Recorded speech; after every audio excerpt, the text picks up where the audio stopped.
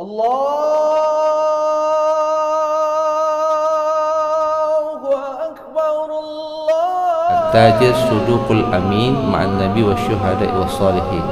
Para pedagang yang jujur lagi amanah, maka nanti di yaumil qiyamah dia akan dibangkitkan beserta para nabi, para syuhada dan orang-orang yang soleh. Mafhum mukhalafahnya bahwa kalau dia nak amanah dia nggak ketemu sama nabi.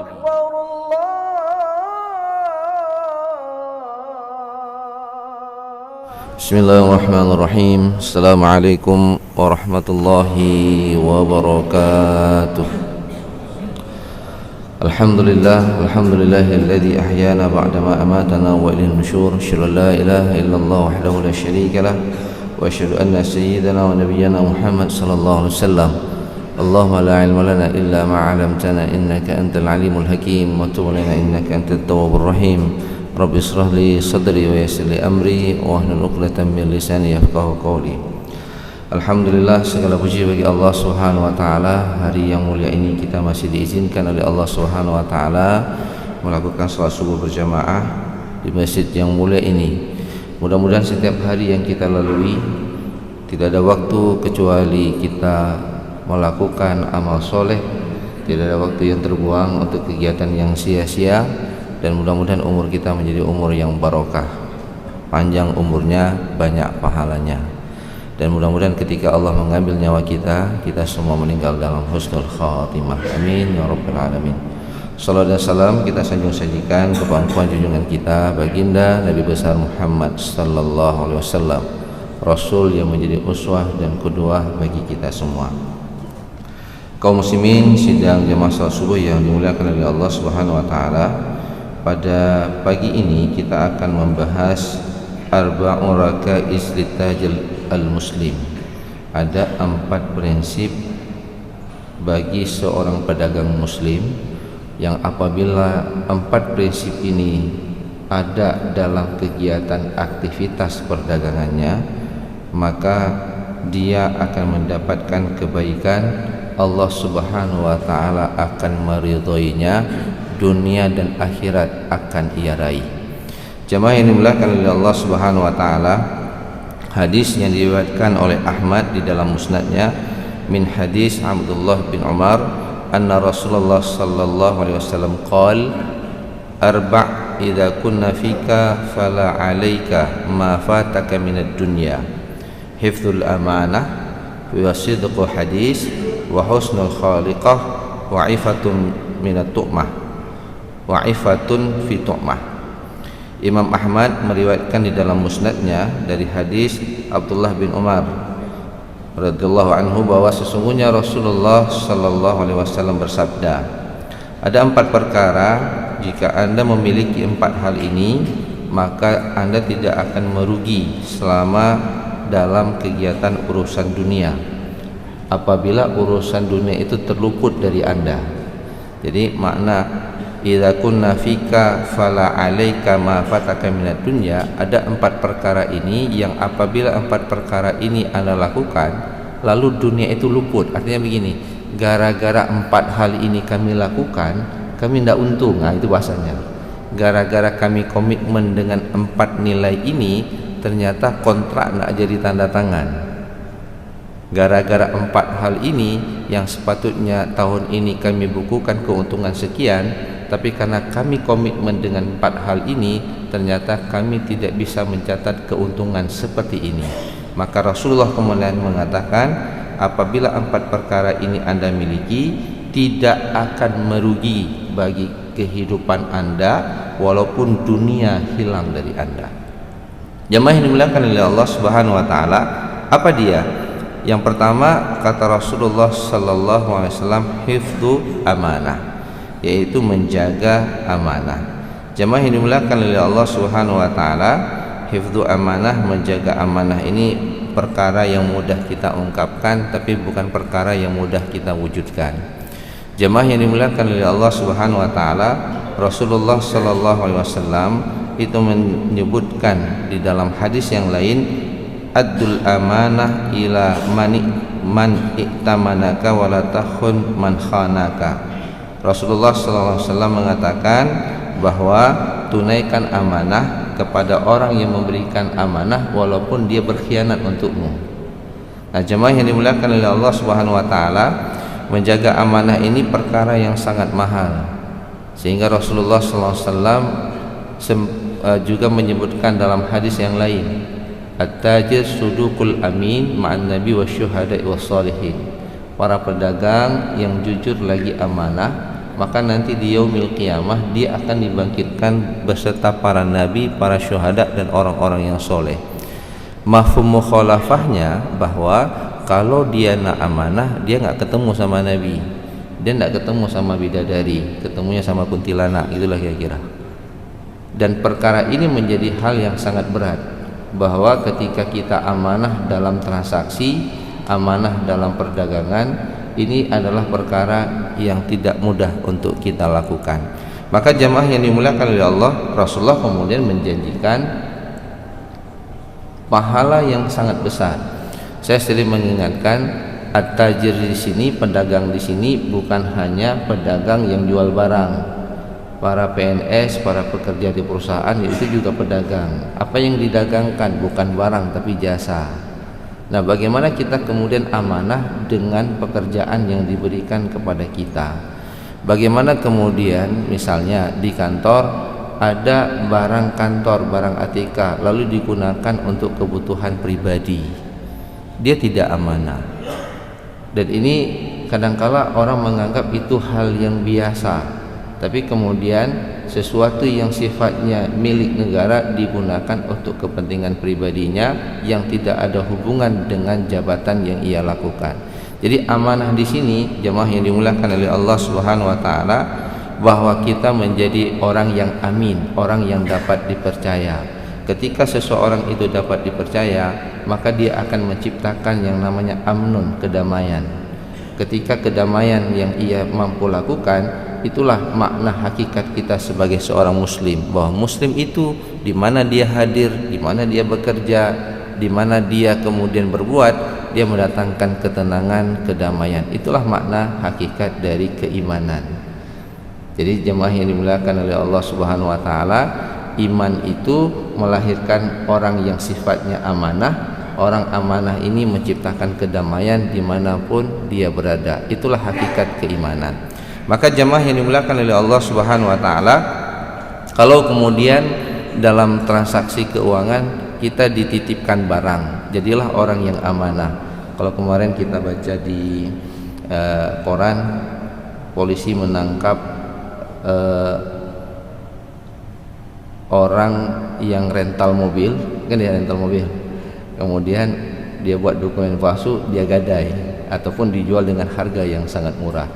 Nah, sebenarnya kan sewa menyewa mobil itu juga sifatnya amanah, sama juga seperti kita sewa rumah. Jadi ketika kita sewa rumah, kita harus menjaga rumah itu, manfaat rumah itu yang kita ambil.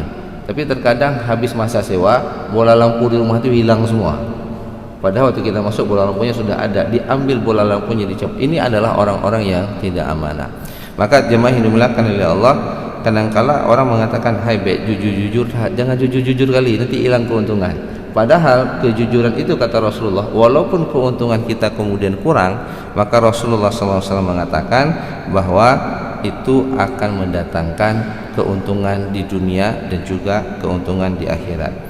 Yang kedua, jemaah yang dimuliakan oleh Allah Subhanahu wa taala, Rasulullah SAW mengatakan, yang kedua adalah sidqu hadis, jujur dalam perkataan. Ini turunannya juga bahagian daripada amanah. Rasulullah SAW mengatakan, iyyakum wal kadhib fa innal kadhiba yahdi ilal fujur wa innal fujur yahdi ilan nar.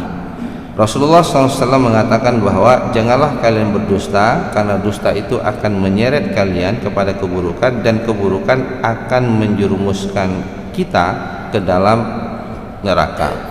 Jemaah yang dimuliakan oleh Allah, kadang-kadang kita dalam dagang, ketika kita mengatakan barang ini baru, maka kita harus jujur dalam ucapan. Ini barang hari ini atau barang kemarin, harus jujur, ini barang hari ini. Kalau barang hari ini, benar-benar barang hari ini. Kemudian kalau ditanya ini produk asli atau KW, harus berani kemudian kita mengatakan ini produk asli kalau memang asli. Kalau produk KW, harus katakan KW. Jangan kemudian ada rencana ya nyo asli nyo produk hari ini, tapi dalam hati kita bukan lagi nyan. Orang yang kita tipu dia tak tahu, tapi Allah Subhanahu wa taala mengetahuinya. Nauzubillah kalau kemudian ada orang dagang pakai kata sumpah, nyo demi Allah nyo barang yang paling enggak di Banda Aceh, ini yang paling bagus di Banda Aceh, tidak ada yang lebih bagus kecuali di tempat saya. Nah, Bapak Ibu yang dimuliakan oleh Allah, dalam satu hadis Rasulullah SAW mengatakan, salah satu la yukallimuhumullahu yaumal qiyamah wa la yanzuru ilaihim wa la yuzakkihim wa lahum adzabun alim. Ini paling berat.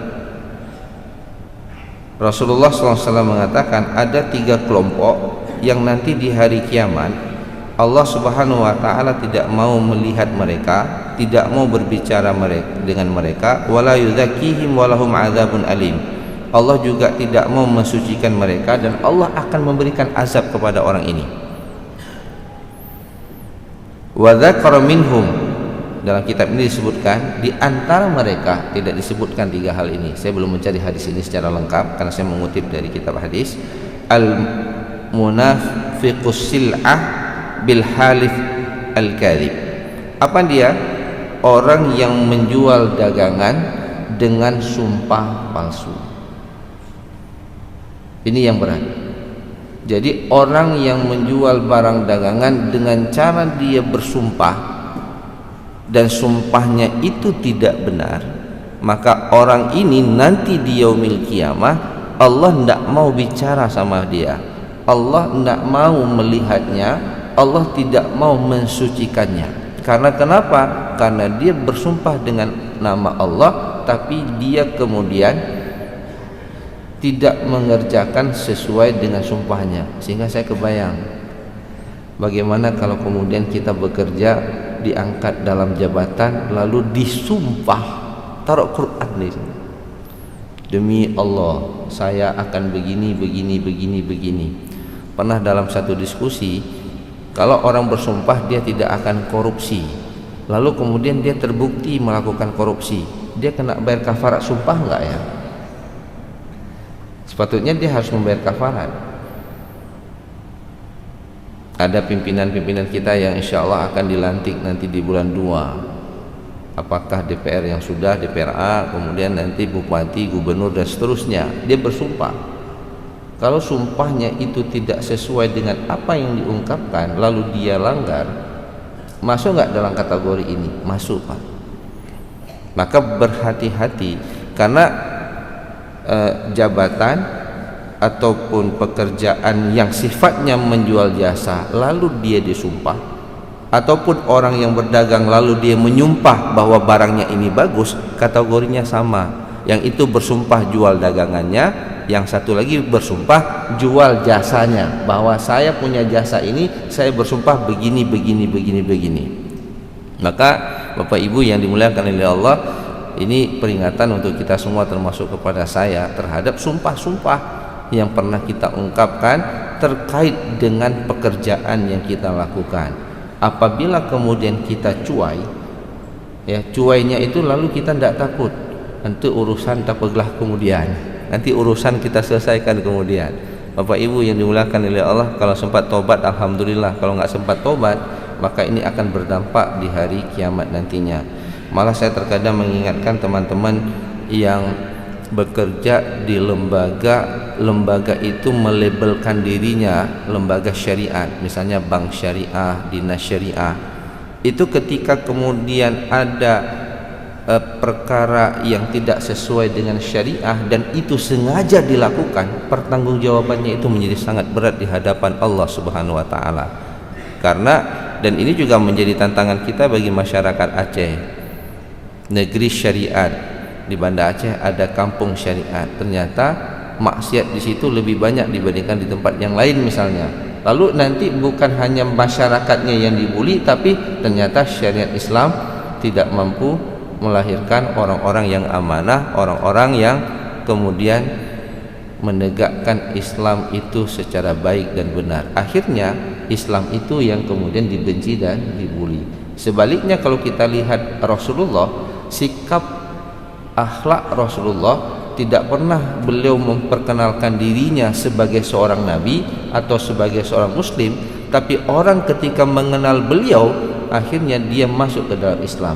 Banyak kisah dan riwayat, termasuk minggu kemarin kita bahas seorang Yahudi yang menuntut hutang sama Rasulullah. Rasulullah berhutang, dia kemudian minta bayarannya itu masih 3 hari kemudian dari perjanjian yang ia buat. Tapi kemudian mungkin dia lupa, dia memaksa Rasul untuk membayar hutang pada waktu itu. Lalu apa yang terjadi? Rasulullah SAW itu karena ditarik dengan tiba-tiba, tercekik lehernya. Ada Umar bin Khattab, marah Umar bin Khattab, dia ambil pedang mau dia bunuh. Lalu kemudian Rasulullah melarang. Lalu Rasulullah kemudian nanya sama Yahudi ini, apa yang kamu inginkan? Muhammad bayar hutangku. Lalu Rasulullah mengatakan, bukankah hutangku due date-nya 3 hari lagi, bukan hari ini. Lalu kemudian Rasulullah mengatakan kepada Umar, wahai Umar, jangan engkau marah sama dia. Sepatutnya wahai Umar, kamu menasihati diriku supaya segera membayar hutang. Jangan kamu marah sama dia. Lalu kemudian apa kata Rasulullah? Wahai Umar, cari unta umur 2 tahun, bayar ke si Yahudi ini. Lalu Umar nyari, enggak ketemu unta tersebut. Yang ketemu umur 3 tahun. Lalu kemudian Umar mengatakan, ya Rasulullah, ada unta umurnya 3 tahun, tidak ada umur yang 2 tahun. Maka Rasulullah katakan, bayarkan ke dia. Lalu Umar mengatakan, ya Rasulullah, bukankah ini riba? Ngutangnya unta umur 2 tahun, harganya pasti lebih murah dibandingkan unta yang umurnya 3 tahun, lebih besar. Apa kata Rasulullah? Sebaik-baik orang yang berhutang, yang apabila dia melunasi hutangnya, dia bayar lebih. Sikap ini, sikap Rasulullah menegur Umar untuk memperlakukan Yahudi ini secara baik, sikap Rasulullah membayar hutang lalu melebihkan pembayaran hutang kepada Yahudi ini menyebabkan Yahudi itu masuk ke dalam Islam pada waktu itu juga. Ini ada kaitannya jemaah yang dimuliakan oleh Allah Subhanahu wa taala dengan yang ketiga, wa husnu khaliqah, yaitu kita punya pribadi yang akhlaknya baik. Nah, jemaah yang dimuliakan oleh Allah, inilah yang kemudian kita harus memperlakukan orang itu sama, siapapun dia, muslim dan non muslim. Bagi kita sebagai seorang muslim, bukan karena kita perlakukan baik kepada dia karena ini konsumen yang berpotensi untuk membeli barang. Dakalan mbak rupa, kita lihat pada tampilan, ini nasabah mantap nih, kenapa penampilannya begini, kita layani dia. Pas kita lihat nasabahnya kiri, pakaiannya kiri, enggak kita layani dia. Enggak boleh, Bapak Ibu yang dimuliakan oleh Allah, bahwa seorang muslim memperlakukan muslim yang lainnya dengan akhlak yang baik. Jadi kalau layanan yang kita berikan sebagai seorang pedagang misalnya kepada konsumen, siapapun yang datang, maka kita harus melayani dia secara baik, karena kita tidak tahu ada kebaikan apa pada orang tersebut. Kita tidak tahu, bisa jadi kita remehkan dia, ternyata dia dimuliakan oleh Allah Subhanahu wa taala. Maka jemaah yang dimuliakan oleh Allah, yang ketiga kata Rasulullah, husnu khaliqah, kita mempunyai akhlak yang baik di dalam menghadapi dan memperlakukan siapapun yang berhadapan dengan kita.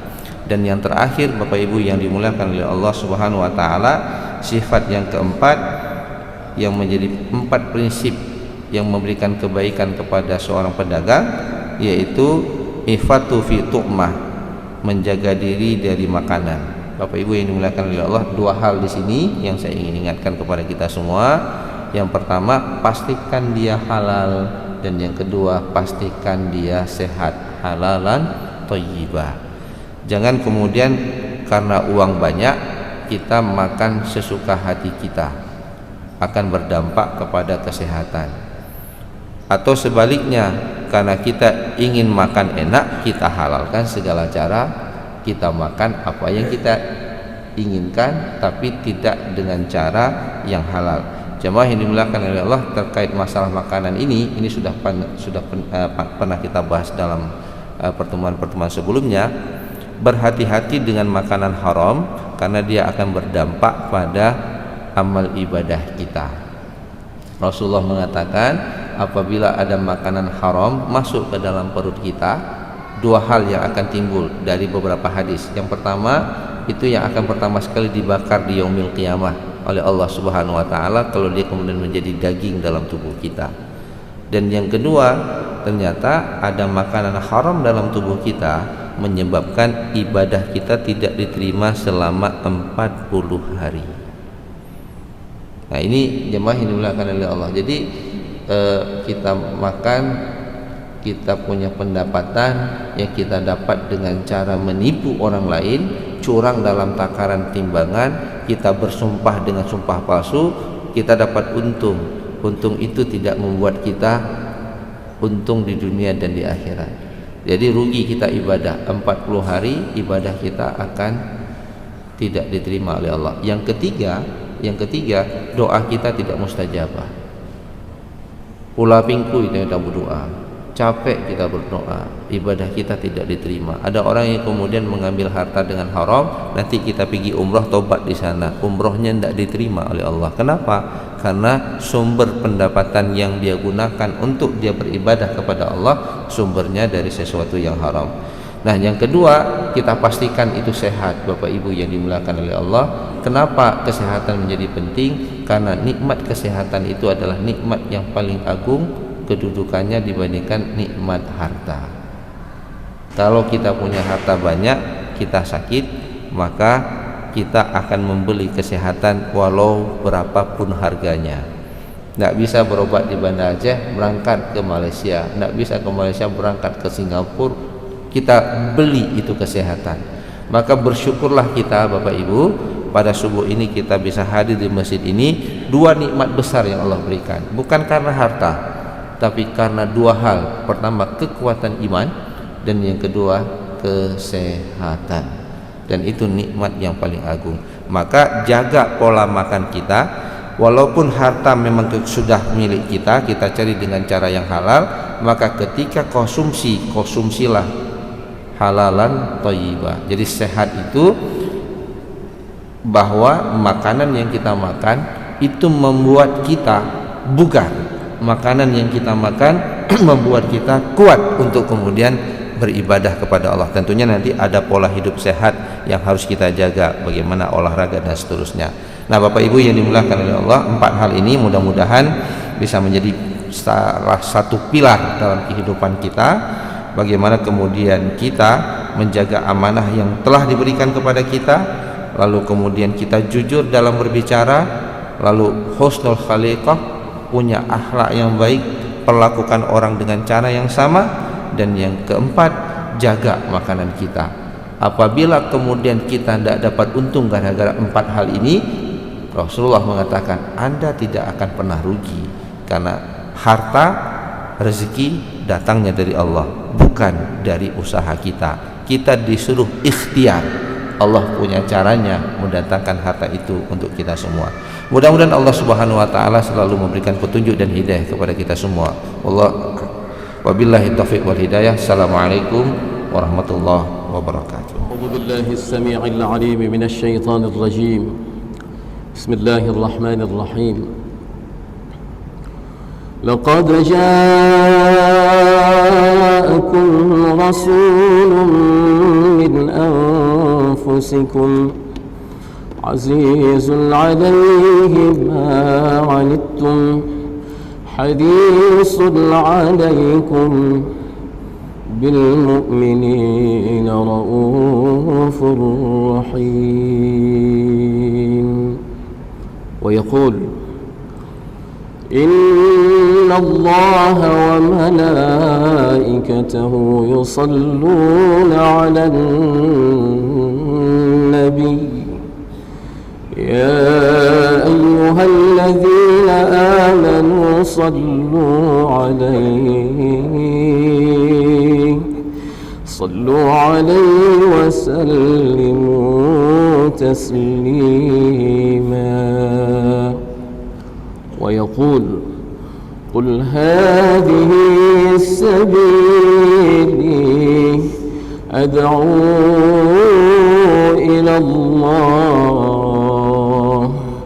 على بصيرة أنا ومن اتبعني وسبحان الله وما أنا من المشركين. وقال النبي صلى الله تعالى عليه وعلى آله وصحبه وبارك وسلم: طوبى للمخلصين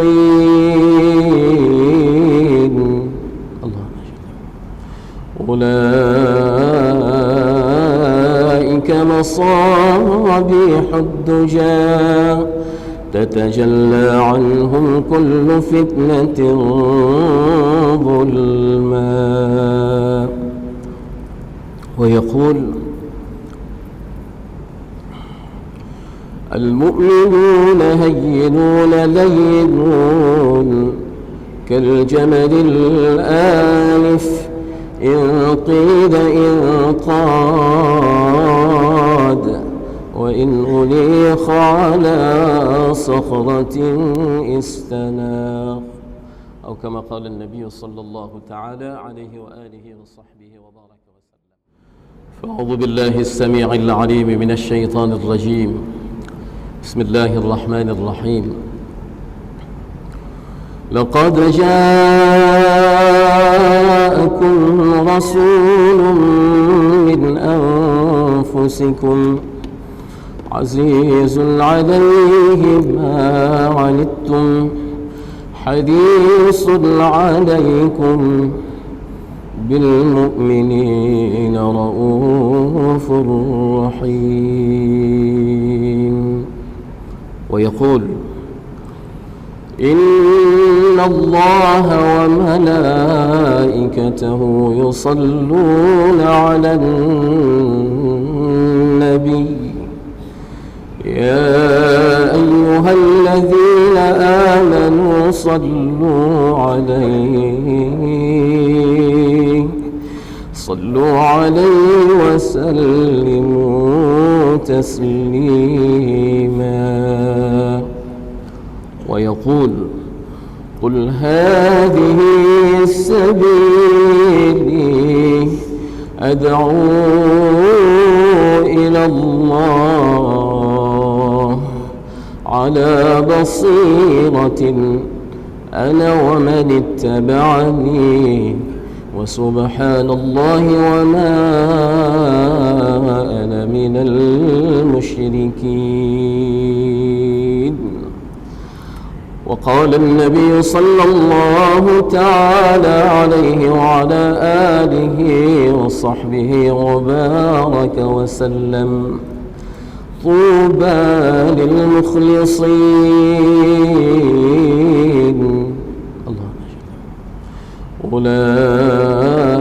أولئك مصابيح الدجى تتجلى عنهم كل فتنة ظلما.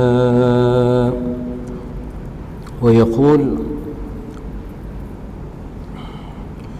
المؤمنون هينون لينون كالجمل الآنف إن قيد إن قاد وإن أليخ على صخرة استناخ، أو كما قال النبي صلى الله تعالى عليه وآله وصحبه. والإنابة.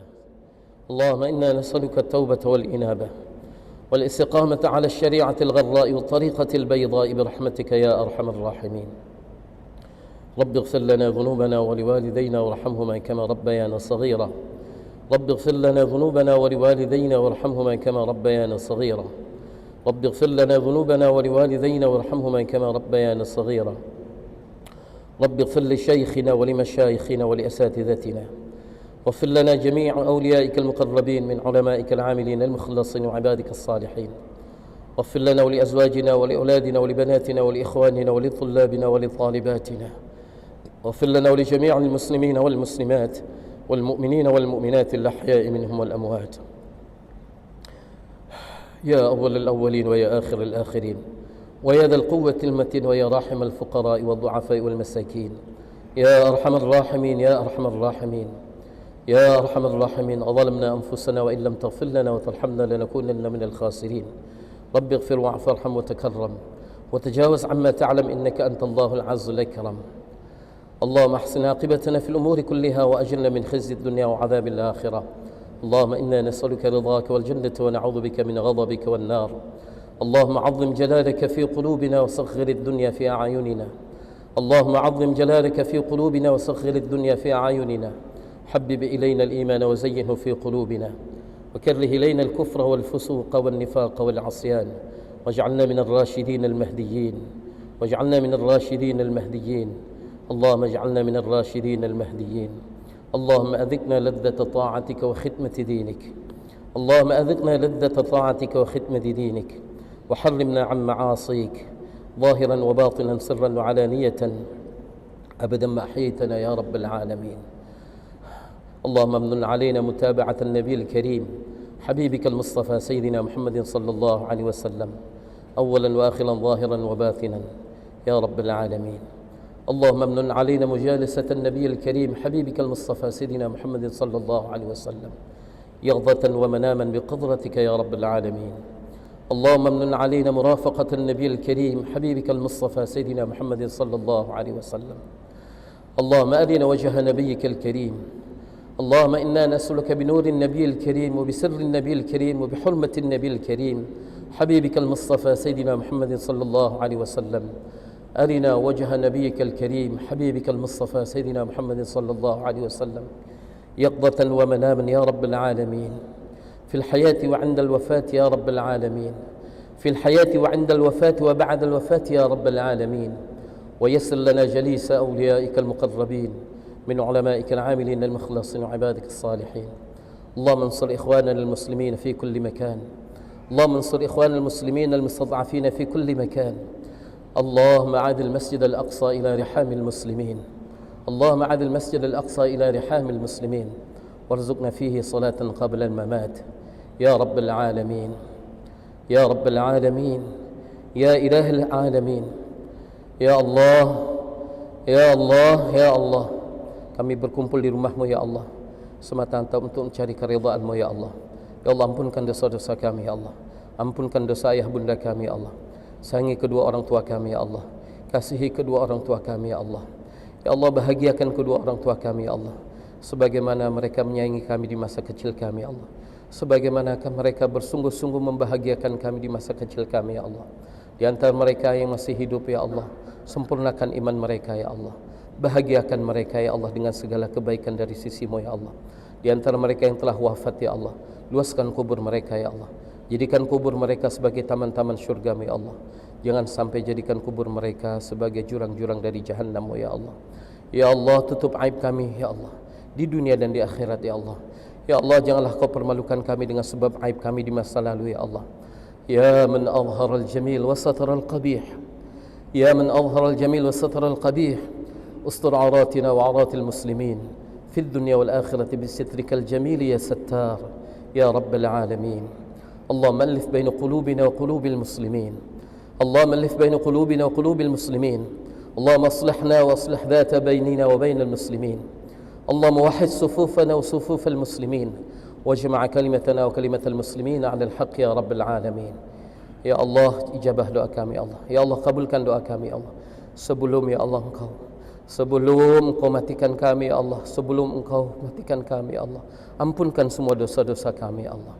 Ya Allah, ampunkan dosa-dosa kami ya Allah. Ya Allah, ampunkan dosa-dosa kami ya Allah saat sebelum kematian kami ya Allah. Ya Allah, terima pertemuan kami denganmu ya Allah dengan keridhaan-Mu ya Allah. Ya Allah, ya Allah, ijabah doa kami ya Allah. Kabulkan doa kami ya Allah sebelum kami turunkan tangan kami yang berlumuran dengan dosa ini ya Allah. Ya Allah, kabulkan doa kami ya Allah sebelum kami bangun dari majelis kami ini ya Allah. Ya Allah, ampunkan kami ya Allah, kabulkan doa kami ya Allah. Ya Allah, ya Arhamar Rahimin, segala kebaikan yang diminta oleh Nabi-Mu, itulah kebaikan yang kami minta ya Allah. Segala keburukan yang diperlindungkan oleh Nabi-Mu ya Allah, kami berlindung dari semua keburukan itu ya Allah.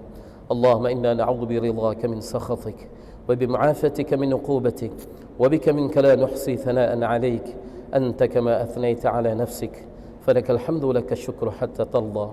Rabbana atina fid dunya hasanah وفي الآخرة وقنا والدينا عذاب النار. وصل اللهم على سيدنا ونبينا وحبيبنا وشفيعنا وذخرنا ومولانا وأولانا وقرة أعيننا محمد النبي الأمي الحبيب العالي القدر العظيم الجاه بقدر عظمة ذاتك وعلى آله وصحبه وبارك وسلم. سبحان ربك رب العزة عما يصفون والسلام على المرسلين والحمد لله رب العالمين. الفاتحة.